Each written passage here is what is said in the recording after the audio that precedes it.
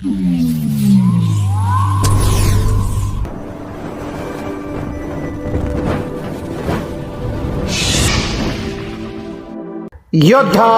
News Marathi. Bhairavnath विद्यालय किवळे येथील ध्वजारोहण, ग्रंथालयाचे उद्घाटन व माजी विद्यार्थी गुणगौरव किसन धोंडीबा गारगोटे सीए यांच्या हस्ते संपन्न. 1 मे महाराष्ट्र दिन व आंतरराष्ट्रीय कामगार दिनच्या निमित्तानं श्री भैरवनाथ विद्यालय किवळे येथील ध्वजारोहण, ग्रंथालयाचे उद्घाटन व माजी विद्यार्थ्यांचा गुणगौरव कडू शिक्षण विकास मंडळाचे मानद सचिव श्री के.डी. गारगोटे सीए यांच्या शुभ हस्ते संपन्न झाले.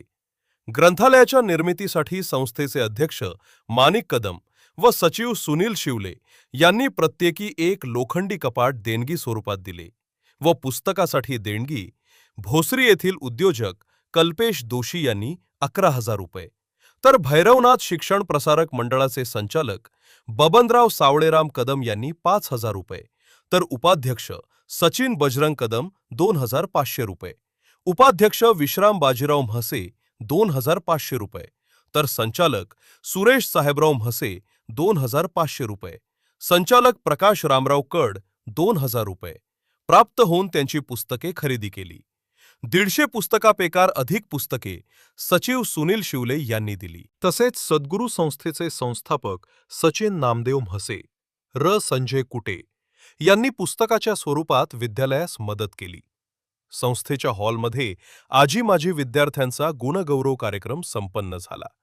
प्रमुख अतिथी म्हणून कडूस शिक्षण विकास मंडळाचे मानद सचिव के.डी. गारगोटे सीए, तसेच भोसरी येथील उद्योजक कल्पेश दोशी व पिंपरी चिंचवड महानगरपालिकेचे कृष्णा महाराज हे प्रमुख पाहुणे उपस्थित होते.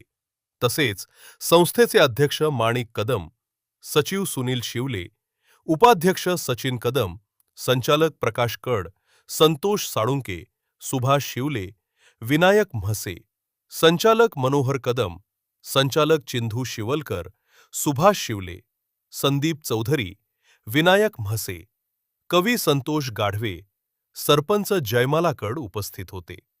माजी विद्यार्थी गुणगौरवामध्ये महाराष्ट्र लोकसेवा आयोगाची PSIची परीक्षा उत्तीर्ण झालेली सारिका बाळू लवंगे रोंधळ, अतुल युवराज म्हसे याची CA पदी निवड, तसेच पुणे शहर पोलीसपदी प्रतीक्षा सीताराम शिवले व केंद्रीय जवाहर विद्यालयात निवड झालेल्या प्राथमिक शाळेचा विद्यार्थी आयुष संदीप चौधरी या विद्यार्थ्यांचा ट्रॉफी देऊन गुणगौरव करण्यात आला.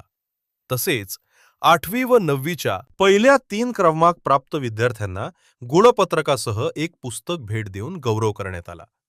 या कार्यक्रमासाठी माजी विद्यार्थी संघटनेचे मंगेश बबन शिवले, सत्यवान बारू कल्हारकर व प्रसाद बारू म्हसे यांचे आर्थिक सहाय्य प्राप्त झाले. कार्यक्रमाचे सूत्रसंचलन विलास दौंडकर सर यांनी केले, तर प्रास्ताविक व पाहुण्याचा परिचय मुख्याध्यापक श्री लतीफ शेख सौर यांनी केले.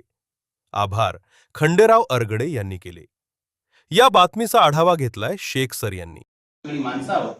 आणि हे आपल्याला काही सहज साध्य झालेलं नाही. स्वातंत्र्यानंतर भाषावार प्रांतरचना आली, वेगवेगळी राज्य लगेच अस्तित्वात आली, पण महाराष्ट्राला स्वातंत्र्यानंतर बरेच दिवस झगडावं लागलं, कारण द्विभाषिक राज्य होतं.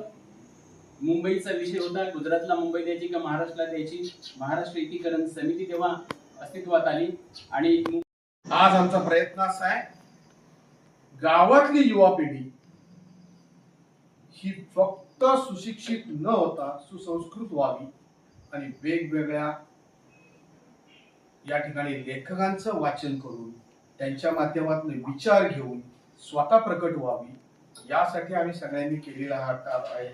त्याच्यामध्ये कल्पेश दोशी सारख्या साहेबांनी मदत केलेली आहे, सर्व संचालक मंडळांनी मदत केलेली आहे आणि आज जवळजवळ तुमच्याकडं 850 ते 900 पुस्तकं या ठिकाणी ग्रंथालयात उभी राहिली. बाळासाहेबांना मगाशीच विचारलं, त्यांनी सांगितलं सर काल रात्री परत 200 पुस्तकं आली. बाळांनो, हे सगळं तुमच्यासाठी लोकांनी केलेलं आहे, याचा फायदा तुम्ही जास्तीत जास्त घ्या. आणि मी या आजच्या दिनाच्या निमित्ताने तुम्हाला एवढंच सांगाल, वाचाल तर वाचाल, जेवढं वाचन कराल तेवढे तुम्ही सुशिक्षित होणार आहात आणि तेवढे तुम्ही पुढे तुमच्या पायावर स्वबळावर उभे राहणार आहात. म्हणून शब्द वापरला तो, वाचाल तर वाचाल.